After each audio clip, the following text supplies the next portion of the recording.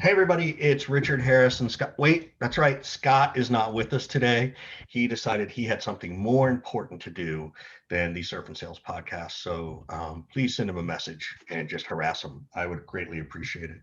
I am super excited today because I'm talking to someone I've gotten to know over the last few years, and she's super smart, passionate, an outstanding salesperson.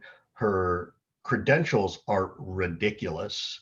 Salesforce for 3 years, a company called Equilar, then Box for 3 years, then Betts Recruiting for 3 years, and now she's the director of global sales at a new company called Findem, which we'll talk about. Findem is by circumstance, a sponsor of the podcast, along with Gong, Perception Predict, Lead 411, and Vidyard. So we're super excited to have any of our sponsors. But one of the cool things is if you sponsor, we do let someone come on. And it's not going to be a product pitch, but we'll talk about it so people understand. But it's Allison Andre, by the way, who I got to know. I think I got to know you when you were at Betts more than anywhere else. But thanks so much for coming on. Hi, Richard. Thanks for having me. What a lovely introduction. Yes, I've been around the block, it sounds like, but yeah, really excited to be here. And like I said earlier, long-time listener, first-time caller. So excited to talk, and we can make fun of Scott behind his back for not being here again. Let me just dig in with you a little bit, like long before this level of sales, this professional level of sales that you've been doing. What were you like as the kid? Were you always, the person with the lemonade stand, or selling candy to your friends? Like, were you always in sales or sales minded, do you think? Yeah, good question. I definitely think so. I was always more outspoken, lots of creative ideas.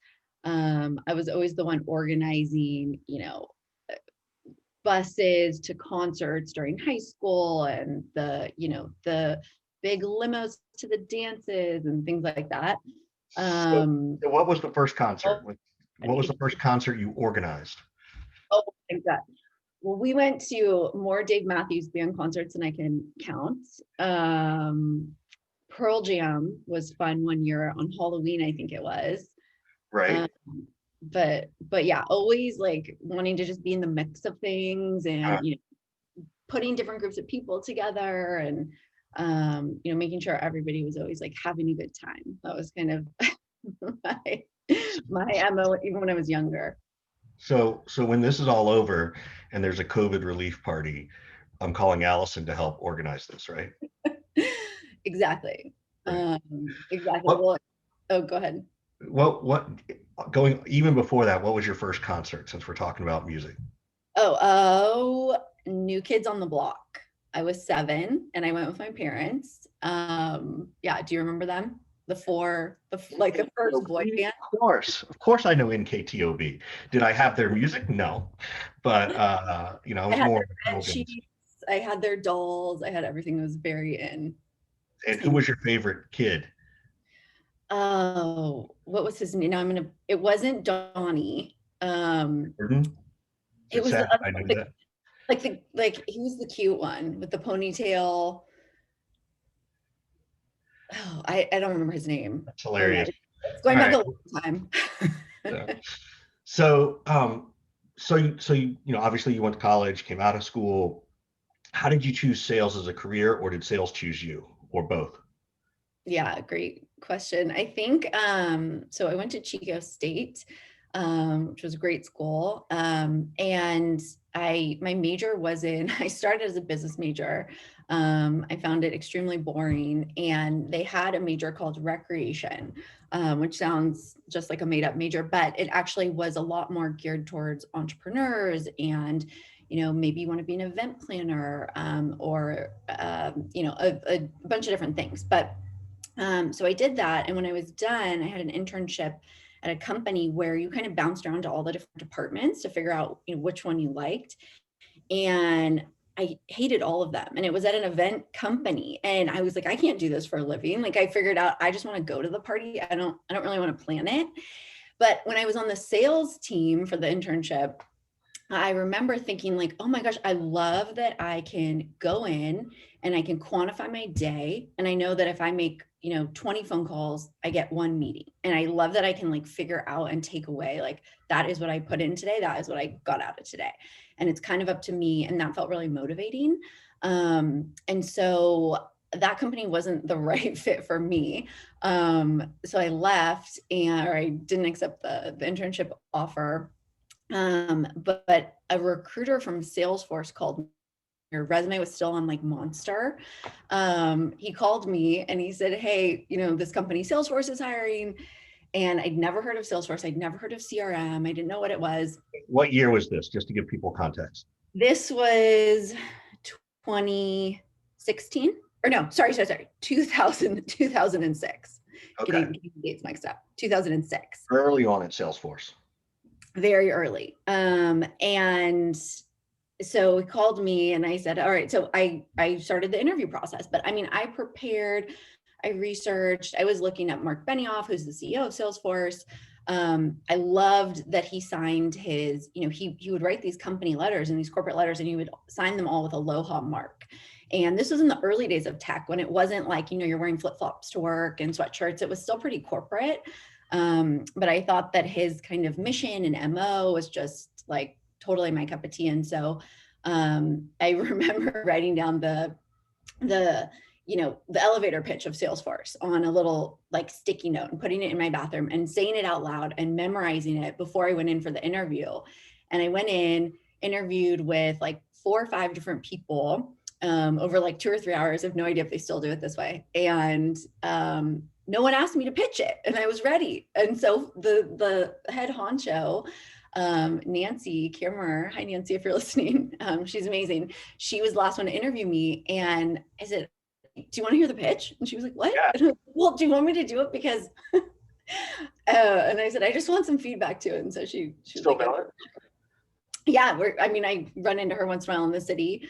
I think she's still at Salesforce. Do you remember the pitch? I knew you were going to ask me that. And I was trying to remember. It was so simple because it was just CRM. It was just, customer relationship management, right? Where you're storing your notes about all your clients and your accounts and everything. So it was pretty basic, but I just remember having like a really good feeling walking in there, and then that was it. And I loved it. And I think, I tell people often, like, in that first kind of 6 months, a year that you dip your toe into sales, that's really where a lot of people figure out, like, not only like, do I like it, but am I good at it? And do I want to keep going? Because it's definitely a grind, right? And you have to be super self-motivated, and you have to want to like keep going, and every day is a new day. Every day you're kind of starting at zero, right? So it was a really interesting time to figure out, like, okay, I like it, and I'm not bad at it. So. I want to applaud you there, because you brought up a ton of really good stuff, and we're gonna approach this both from the candidate side as well as the employee side, or the company side. First and foremost, I got to give a shout out to Chico, as that Scott grew up in Chico, so I don't know if you knew that. Oh, amazing. Yeah. So one more reason he should be ashamed that he's not here. You said something really, really good, which was, you have to want to like it. And I think you could say that about sales or any job, right? You have to want to like marketing. You have to decide whatever it is, right? We hear from salespeople, well, I got to sell a product I believe in, right? Yep. Define that a little bit more for people, and particularly those who maybe they're, particularly because of COVID, maybe they're second guessing, should I be in sales, or should I be in marketing, or what should I be doing? Yeah. What kind of advice do you give that, assuming they're a candidate that's coming in through Findem, right? Or any other service? What kind of advice do you give those people to make sure that before you would position them, that they're the right person to position? Okay. Yeah, so that's a good one. So I think what could be helpful to a lot of people, right? As you're, here in COVID world, where you have a lot of time on your hands to think about if you're in the right role or not. I love this activity. It's a Venn diagram. So one of the circles, it's, the 3 things you're passionate about. Another is your superpower. And another one is, what are you genuinely curious about? So you kind of brainstorm on what it is that you actually are interested in. What do you think your superpower is, right? I think mine is probably like I'm a super connector. And I also get very excited when I am into something. I get super excited, and I can get you excited. I can get you on board. And you figure out kind of the intersection of those three things, and then you apply that to a job or a work life situation, right? To really figure out, like, is this the right role for you? And maybe it's not, but maybe it is, and maybe it's super validating. You know, your superpower could be that you're a data ninja and you love to use data to, close a deal. Or maybe it's that you have amazing relationship building skills, and you take every single like old client with you to the new role. And maybe that means, you should be a field salesperson and out talking to people, whatever that means in the new normal of after COVID. But really figuring out like what it is that you're excited about and what gets you up in the morning. Because if it's not something that has to do with, you know, with the sales angle or role, it's going to be really hard to wake up every morning and do this job. That's awesome. I think that's really good. I love the Venn diagram, and I think it's such a smart thing to do. And I don't, you positioned it as an image that I can really understand, and I hope people walk away with that. Let's flip it, right? Is there a Venn diagram for the organization? I'm looking for the right salesperson, right? Just for, what goes into those Venn diagrams in your mind? Totally. I think on a more granular level of a hiring manager, asking those questions and figuring out, you know, asking the question of what is your superpower, right? Every candidate should be able to answer that. It doesn't have to necessarily be like, I'm the best salesperson or I can close a deal or whatever. But you can, use your superpower to apply it to your, what this new role is going to bring, and what this, what you're going to be doing in this new role. Think about, I think I'm thinking about it like if I'm the director of sales, right? And I'm looking for a salesperson or a sales ops person or revenue ops or SDR or BDR. What are the three things I should try to put in my Venn diagram as I look for candidates, right?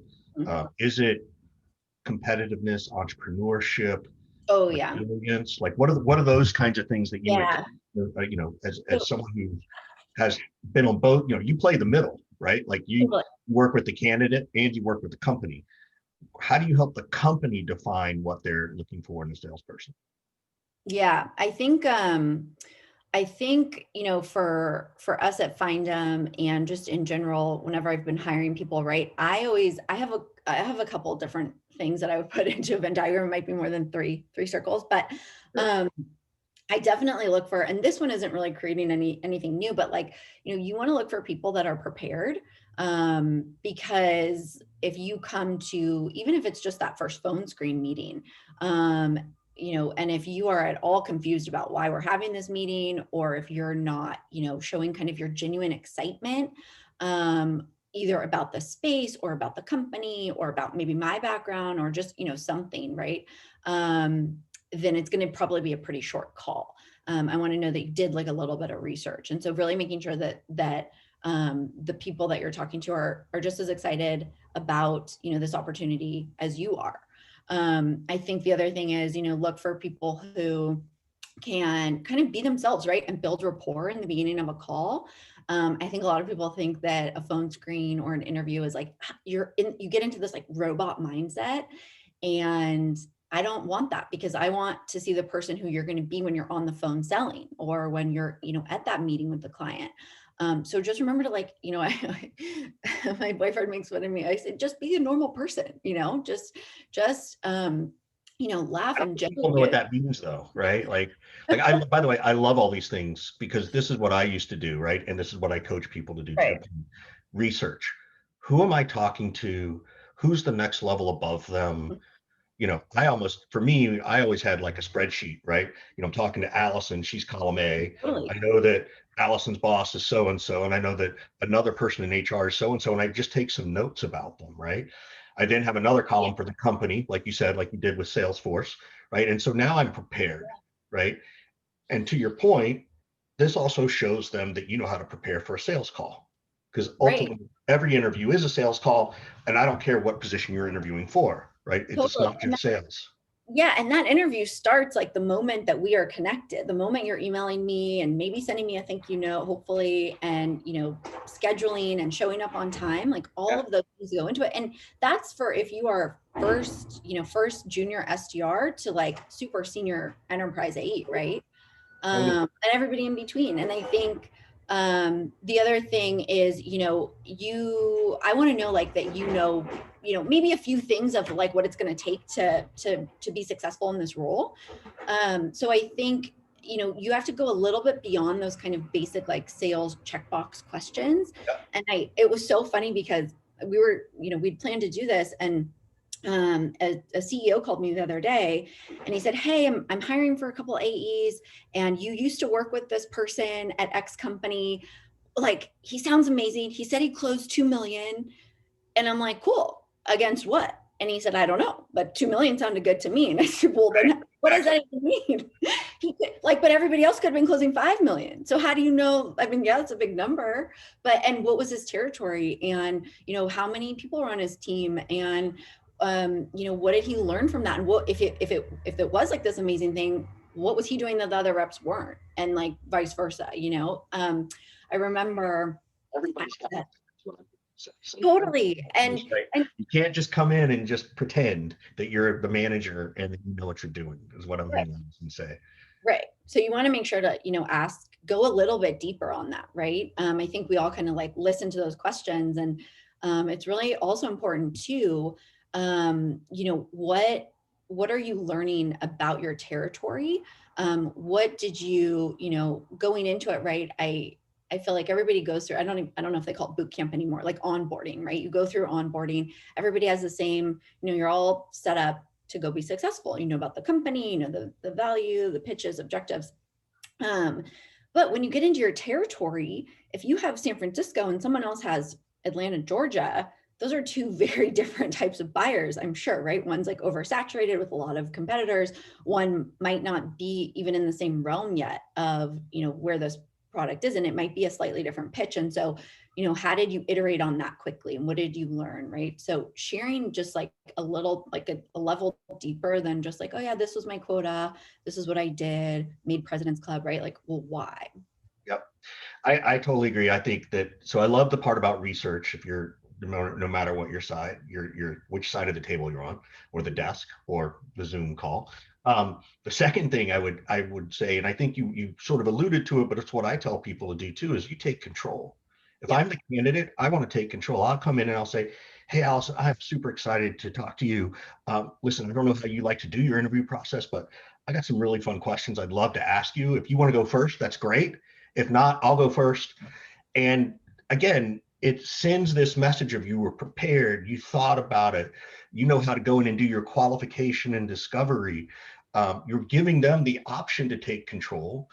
And most managers, here's what I've learned, most leaders, I wouldn't even say managers, even CEOs, are more than happy to let you take control. Like, They're I was going exhausted. to say, if They're someone, totally exhausted.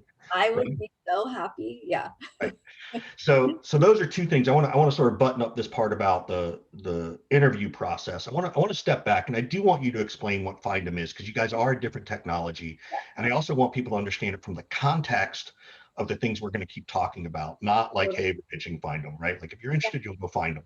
But tell people what it is compared to sort of the, Status quo. I wouldn't even call it traditional. I don't even know if it's old school yet, just the traditional recruiter aspect. So tell people what Findem is and what it does, and that most importantly, what pain does Findem solve?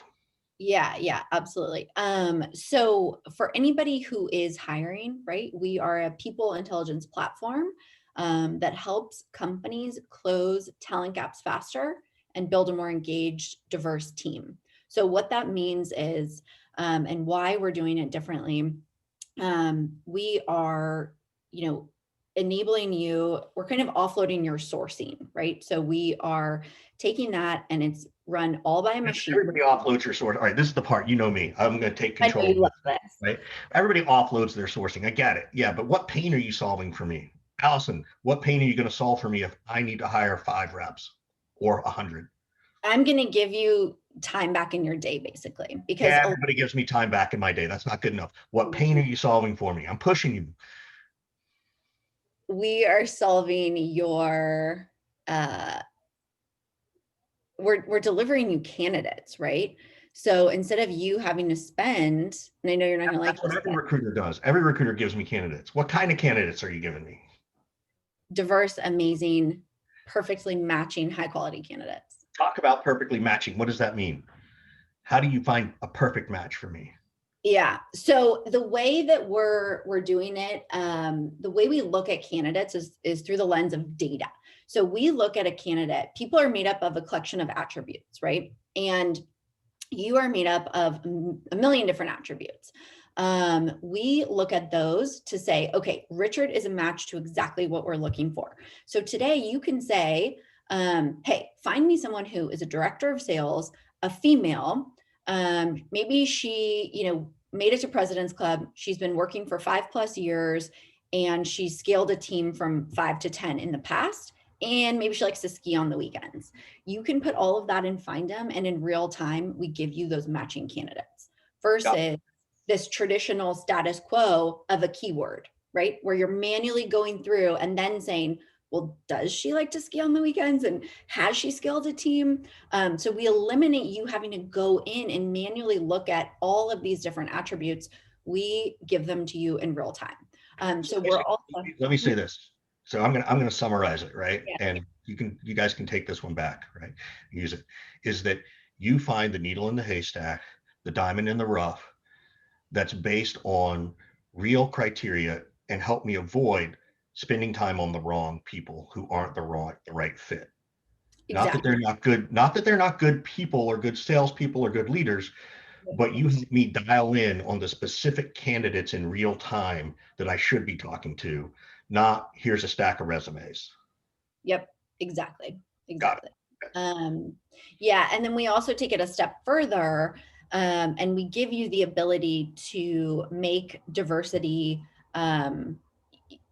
diversity becomes the forefront instead of not really the afterthought, but in a traditional sense, you find everybody who's a matching candidate, and then you go and you say, okay, this person's going to make our organization more diverse. This person will as well. The rest of them won't. Okay, let's focus on these two.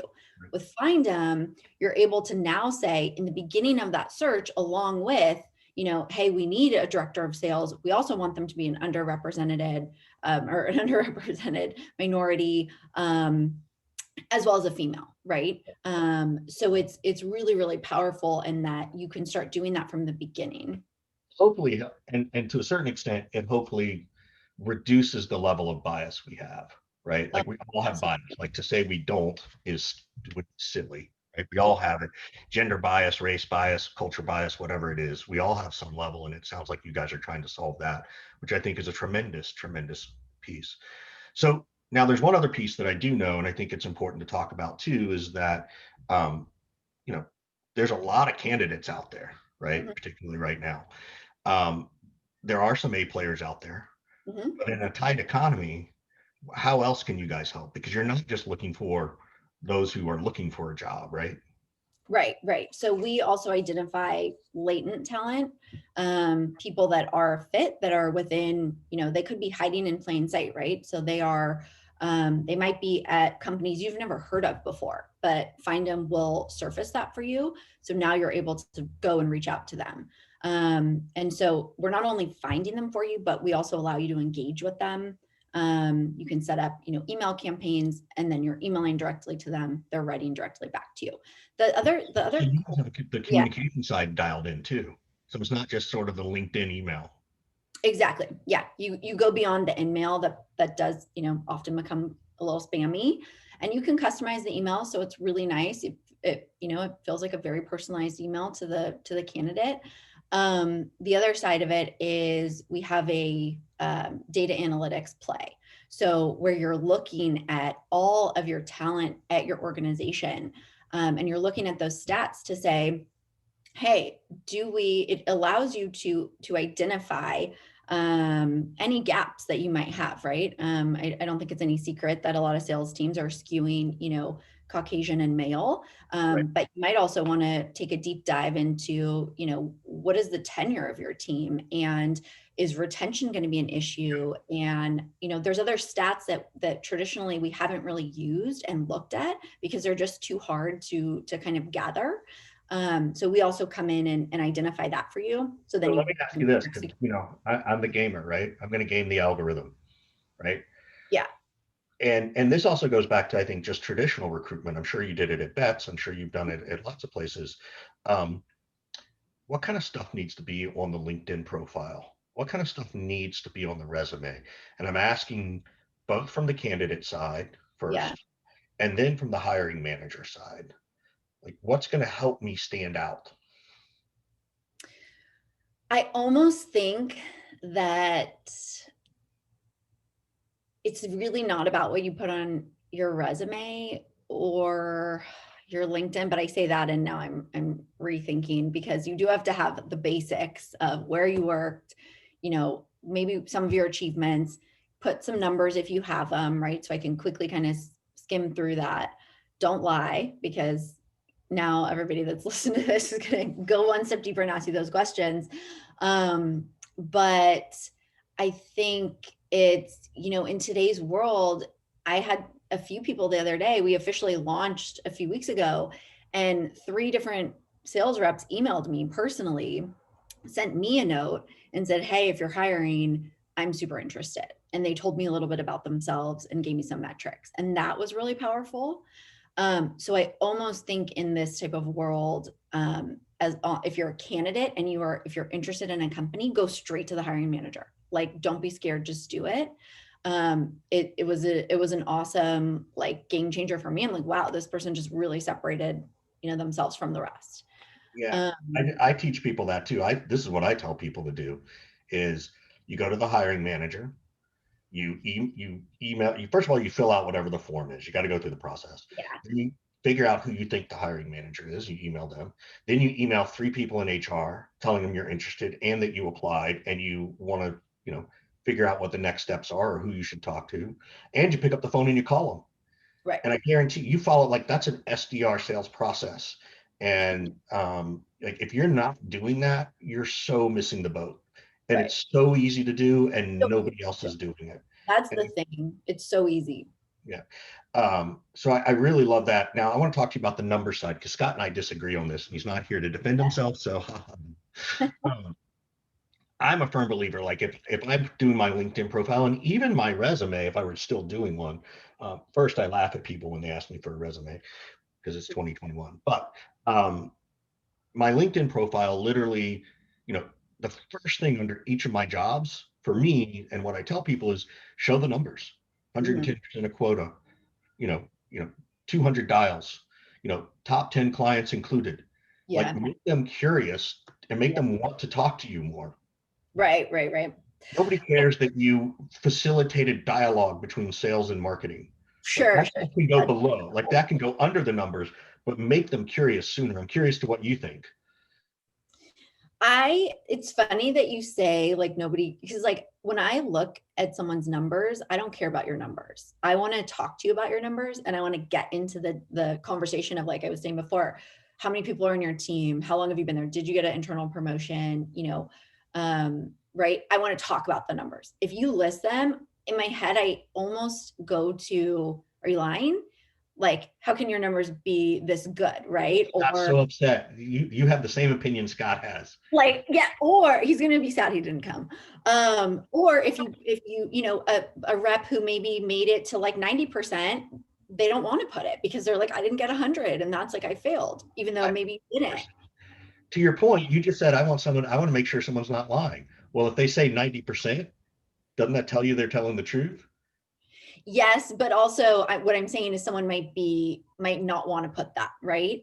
And so for me, numbers, I don't know, numbers for me don't do it for me because I want to talk about them on the phone with people or in So then person. what do you put? So now that So I understand how Allison yeah. thinks. So what I would love to see, what you hit on is, who are your top 10 clients? Who are the people that you felt like that deal was like the deal of your career, or that was maybe it wasn't a huge deal, but maybe there was some great story to it. Maybe, the champion became your friend. List some of the clients that you brought on. That is really telling. What did you actually do? I think that's a great thing to list on your LinkedIn. Got it. Interesting. All right. So I'll have to think about that because I still disagree with you. So I think I agree. I agree with you that, hey, the numbers aren't going to make you get the job, but they're at least going to send the message of, okay, this person, I should Yeah, talk to this person about those numbers. And at that stage, that's all I'm trying to do. I'm just trying to get you to want to talk to yeah. me. I do, the other side of it is, I guess the numbers show more so, again, for me, it's not about the numbers, but it shows that you took the time to like go and look at your stats, write them down, put them on your LinkedIn. It's more the process of how the numbers are on there versus like what they actually say. So yeah. Okay. Cool. All right. Everybody write your numbers, Scott, you lose. write So your numbers and and the deals you've. I think what we're really saying though is there's a good balance, there's a healthy balance in there, right? By all means, put some numbers in there. By all means, tell a story.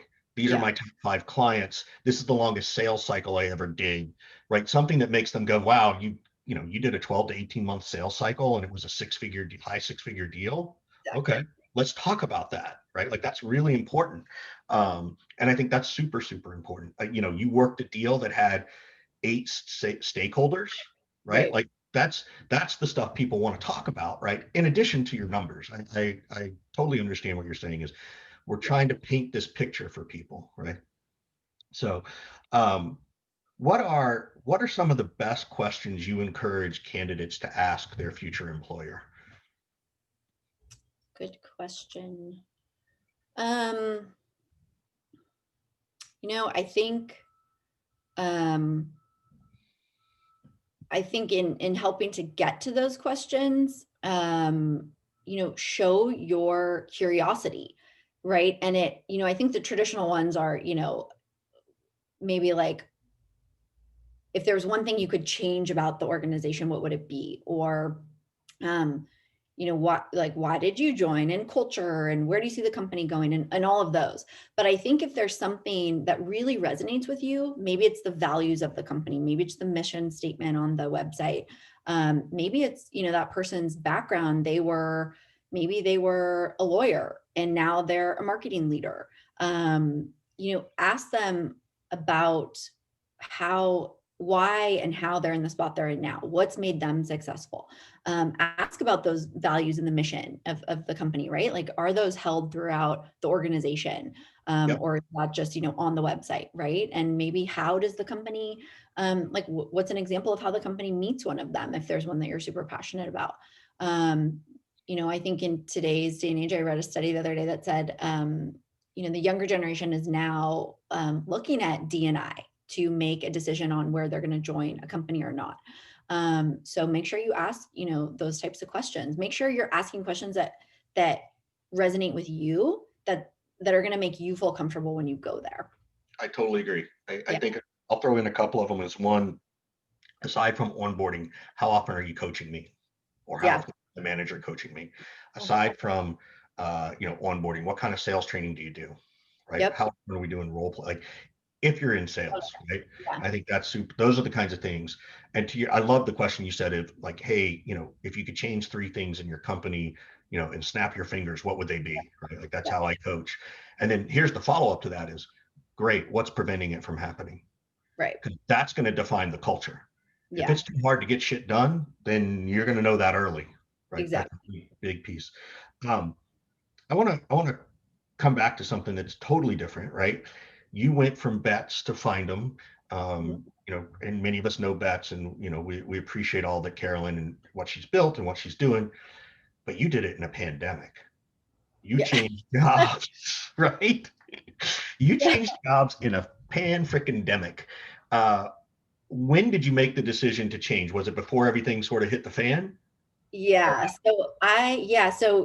Hats off to Carolyn and Bet's Recruiting. I was there for 5 years actually, which was crazy. Crazy just for the tenure, but also a lot of fun. And we built a lot of cool things. And changed a lot of lives with placing all of these candidates and growing these companies.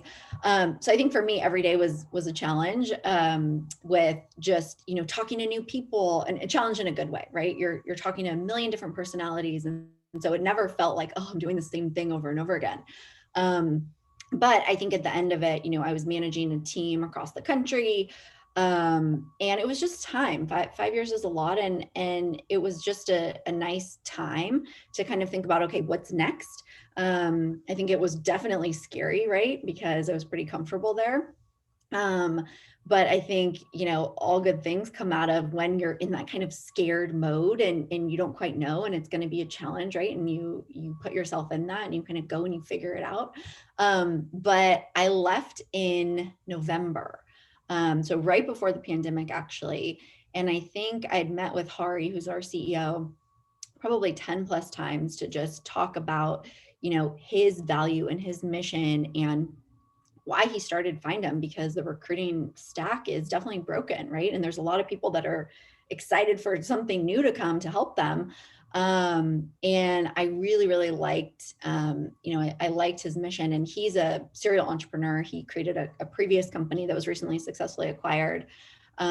So I decided to make the jump, and I had to have a pep talk with myself of, it's going to be okay, because I kept saying to myself, like, okay, well, what if this happens? And what if this happens? And oh my gosh, and I just was like getting overwhelmed with everything. And I had to say, like, it's, you know what, if it doesn't work out, that's okay. Like, it's okay. The world will go on. But if you don't take this jump, like, then what if, right? And so I moved in November, and it was a great decision. The team's amazing. And we've hired about 15 people since I've started, and we went into remote world in March, which has been crazy. But it's also been good. And we've been selling through COVID, which has also been, That was my next question. Are people hiring? What are you seeing, right? And, I think it might be very different in the world you and I live in, right? We're in the tech space, Bay Area, those kinds of things. There are a lot of layoffs still happening, but are people still hiring too? Oh my gosh, people are hiring. I mean, it's coming back. It's coming back really strong. And I think, what remote world has done is open the door to say, like, okay, now you get to, you have your pick, right? Like you were talking about the A player, whereas before the A players in the Bay Area are small, and they have their own network, and they might not necessarily, need to, talk to a recruiter or anyone really, right? But now you have your pick at, these amazing people, regardless of where they live. And you can say, hey, like, you can live in Colorado now, or you can live in, I don't know, wherever people live that are not in the Bay Area or New York or, Austin. You have the ability to do that now. So people are definitely hiring. It's definitely coming back. And I think a lot of companies, thrived through COVID, right? Zoom obviously being one of them. But think about all those companies that have just really taken off. And yeah. That's awesome. Well, we're not sort of, we're getting to the end. And before I ask you the last question, obviously a shout out to Findem. Thanks for sponsoring, and thanks for Allison, for letting Allison come on and share a lot, not about the company as much as, but just about her and her experience, as well as, Lead 411, Gong, Perception Predict, and just really appreciate everyone. Oh, Vidart, that's the other one, for supporting us. Last question, and then Scott's not here, so you can, leave a message for him if you want. But what can we do to help Allison, right? Is there a cause you're supporting, you're trying to get behind? Is there something we can do, some life decision or business decision you want to just ask for some different advice on from an outside source?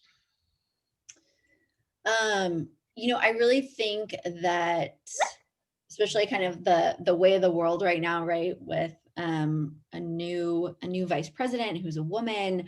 I think the door is really opening for diversity and inclusion to now kind of, I definitely think it already was, but to even more so take front and center. And so really make sure that, you're interviewing all types of people, regardless of where they're coming from. And I think, and this is not a plug for Findem, but also one of the reasons why I joined, Findem will identify those types of people for you. We're going beyond LinkedIn. We're going beyond, the Ivy League schools. We're going into the underrepresented areas and schools and minorities and, people, right? So be open to that. You never know where you're going to find, your next best, most amazing rock star hire. So I would leave it at that. I got one more question. Well, suppose I am a candidate. Suppose can I go put my resume on Findem so that then I'm in there, or does it not work that way? You cannot, because we will just find you automatically. That's the power of the AI. You put in as a hiring manager the exact criteria that you want, as I mentioned, right? It can be intangible, tangible, anything you want, and it will identify every single matching candidate globally. It works for any role, and it's global. So we will find you. Don't worry. Rest assured. Awesome. Well, Allison, thank you so much for coming on. We're super appreciate it. And I know give Scott a little bit of a hard time, but that's just the way we roll. People know. So, but thank you so much for coming on. We really appreciate it. You're welcome. We'll have to do a second one in Chico, maybe. Yes, with tequila, and you got Scott there. He'll be all over it. So. Yeah, I'll give you guys a tour. All right.